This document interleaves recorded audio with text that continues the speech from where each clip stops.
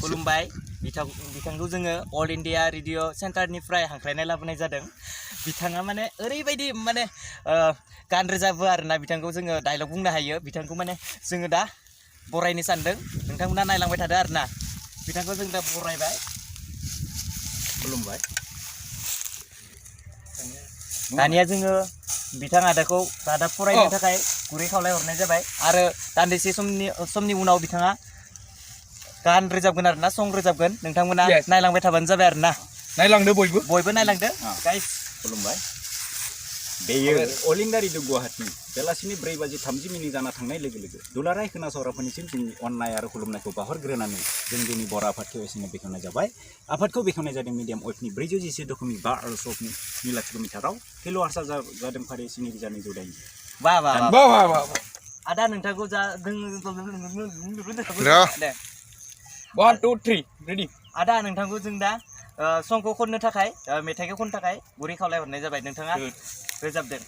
खुलुमबाय। ओइ उथिदो मिउजिकारफोरा। खावलाय फावदुर गन्थं लाव सिं सना गन्थं लाव सिं सना गन्थं लाव सिं नोंखौ आङो रुवाथि लाना जानांबाय आं सना जोबोद लासिं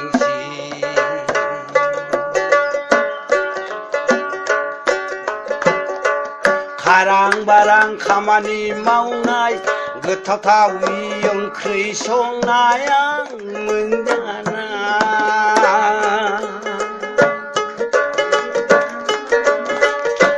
खारां बारां खामानि मावनाय गोथावथावि ओंखाम संनाय आं मोनजाना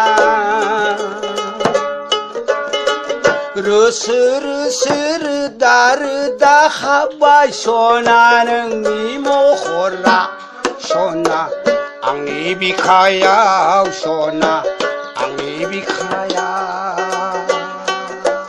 खुलुमबाय। नोंथांमोनखौ आंनि गोदान मोनसे भिडिअ बयखौ बराय हरनाय जाबाय। नोंथांमोना भिडिअखौ नायनानै माबायदि मोनो कमेन्ट बक्सआव कमेन्ट हरदों आरो चेनेलखौ साबस्क्राइब खालामनो दा बावगार आरोबाव नटिफिकेसनखौ थुब गोसो थुनानै होखाबानो जाबाय। ना मा बुङो लोगोफोरा?